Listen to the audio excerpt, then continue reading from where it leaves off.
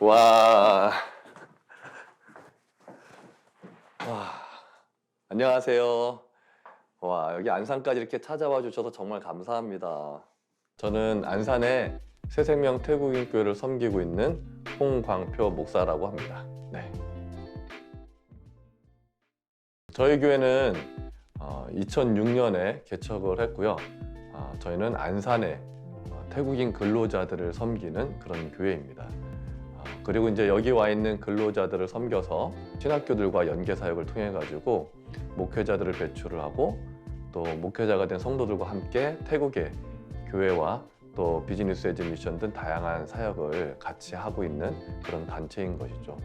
또 저희가 메인으로는 태국을 섬기고 있는데 하나님께서 저에게 주신 비전은 우리 성도들이, 태국인 성도들이 전 세계에 선교사로 나아가서 세계 선교를 또 감당하는, 그리고 어느 한 날에 하나님께서 그 세계에 뻗어져 나가 있는 선교사가 된 성도들을 모으셔서 선교 대회를 하는 그런 꿈을 갖고 지금 사역을 감당하고 있습니다.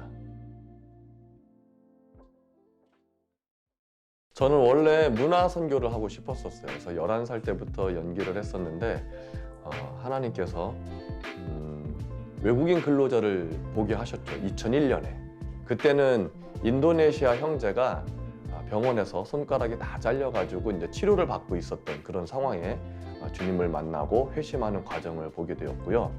그래서 당시에 또 제가 마침 선교학을 전공하고 있었는데 그 형제와 함께 프로젝트 사역을 같이 하게 됐어요. 그러니까 그 형제가 무슬림에서 하나님을 만나게 된 그 계기를, 또 그 과정들을 간증하고, 저는 어쨌든 연기를 했었으니까 그들의 피가 부르짖는다라는 책을 희곡으로 다시 이제 각색을 해가지고 모노드라마로 무슬림 선교로에 콜링하는 그런 드라마를 하는 그런 이제 프로젝트 사역을 하면서 국내 와 있는 외국인 근로자의 어떤 삶, 그리고 그 속에 하나님의 역사하심이 어떻게 나타나는가를 보게 된 것이죠. 2002년에 처음으로 해외를 나가게 됐어요. 굉장히 좀 뒤늦게 나간 거죠. 어쨌든 해외에 처음 나가게 됐는데 그게 태국이었습니다. 5월 달에. 그리고 또 그 이후에 11월 말에 또 한 번 태국을 나가게 돼서 2002년에 태국만 2번 나갔다 오게 됐어요. 그러면서 마음 가운데에 태국을 품어야겠다라고 하는 그런 뜨거운 마음이 생겨서 2003년도부터 바로 아랍어 대신 선교학 전공하는 사람들은 원래 이제 제3국어 공부를 해야 됐었는데 그때 이제 수업으로 태국어를 공부하면서 태국인 근로자들이 모여서 연합 집회를 하는 그 현장을 가가지고 또 허드렛일 하면서 돕게 된 게 태국 선교를 하게 된 그런 동기였습니다. 여기는 원래는 지하만 쓰고 있었어요. 그러니까 이 장소에 대해서는 좀 사연이 긴데요. 2006년에 이제 태국인 교회를 처음 개척했죠. 근데 처음에는 뭐 그렇게 다 준비할 수가 없었고 예배 쳐서도 준비하지 못한 상태에서 화성시청 주변의 공장들을 매일 찾아다니면서 태국인 근로자들을 만나고 그분들과 이제 친해지는 그런 과정을 먼저 거친 거죠. 그래서 그분들이 마음을 열고 또 다가오는 것들을 보고 1년 10개월 동안 이사를 4번 한 것 같아요. 4번째 교회 들어갈 때, 그리고 나서 거기서 5년 살다가 지금 여기 장소로 오게 됐어요. 그때는 이제 지하만 얻어서 하게 됐었는데, 지하 같은 경우는 이제 저희 성도들 전체가 같이 철거부터 인테리어 전체를 같이 하면서 피와 땀으로 일궈낸 그런 이제 교회가 되었고, 그러면서도 성도들이 계속해서 성장해가지고 사실은 소그룹 모임할 수 있는 공간이 좀 부족해서 추가로 여기 1층 공간을 렌트를 하게 된 거예요. 근데 1층을 추가로 더 렌트를 하다 보니까 월세나 뭐 관리비 등 여러 가지 이제 지출이 늘어난 거죠. 그래서 1층이니까 그러면 어차피 우리가 비즈니스 에즈 미션으로 바리스타 수업도 하고 있었으니까 이 1층을 카페로 꾸며가지고 1층에 들어가는 모든 경비를 공간 안에서 해결하도록 해보자 해가지고 성도들이랑 한 달 동안 직접 여기를 인테리어를 해가지고 정식으로 카페를 오픈하고, 그리고 주일날에는 이제 저희가 부족한 소그룹 모임실로 여기를 활용하게 되었습니다. 그리고 지금은 뭐 좀 너무 사치스러운 그런 이제 집무실처럼 평일에 많은 분들 여기서 미팅도 하고 그런 공간으로 되어 있고요. 저는 91년도에 원래 현대 앙상블이라고 하는 정주영 회장님이 이제 만드셨고 최불암 선생님이 극단 대표로 계셨었어요. 저희 압구정동에 저희 극단이 있었고요. 그 극단에서 이제 제가 연기를 하고 있었는데 연극 배우로 사는 것에 대해서 저희 집안에서 굉장히 많이 반대를 하셨었어요. 그러니까 영화 쪽으로 가려고 하는 마음도 없었고 순수 연기를 하고 싶어서 연극 무대에서 이제 살고 싶었었는데 또 집에서 그런 많은 우려를 하는 걸 보고 그러면 내가 뭔가 자립 컨텐츠를 하나 더 갖고 있을 필요가 있겠다 해가지고 91년도부터 커피에 대해서 이제 관심을 갖고 또 공부할 수 있는 그런 기회들이 만들어졌죠. 그래서 91년도부터 커피를 어쨌든 다루게 되었고요.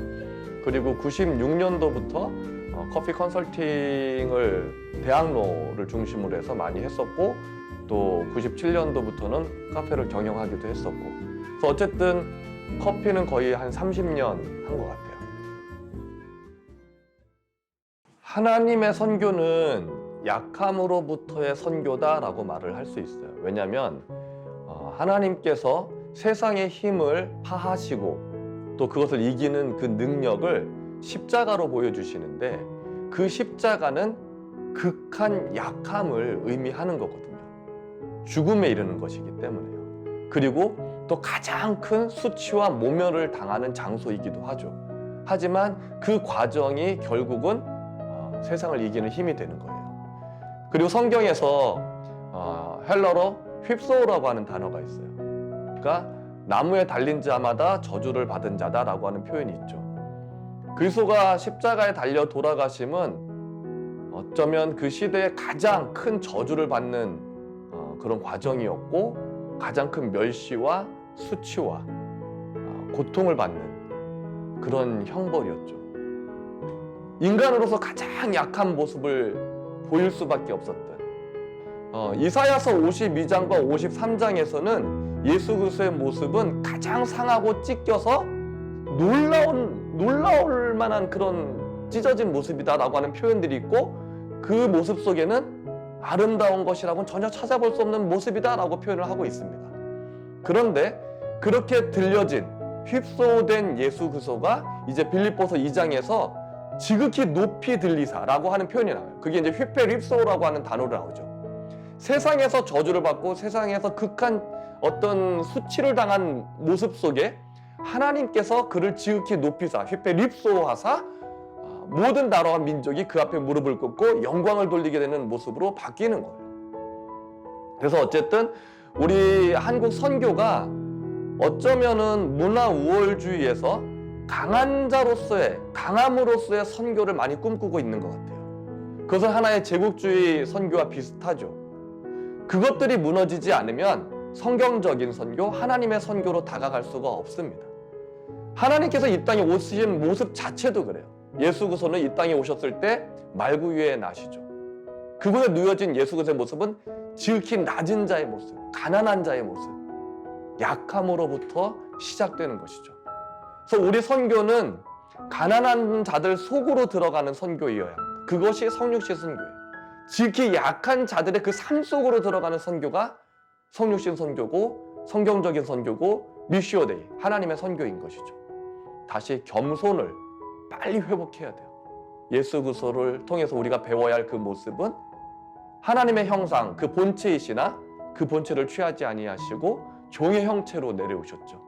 그 겸손을 우리는 배워야 하고 선교에 적용하여야 합니다. 그래서 약함으로부터의 선교를 다시 시작해야 되는 것이 지금 한국 선교가 봉착한 현실인 것이죠.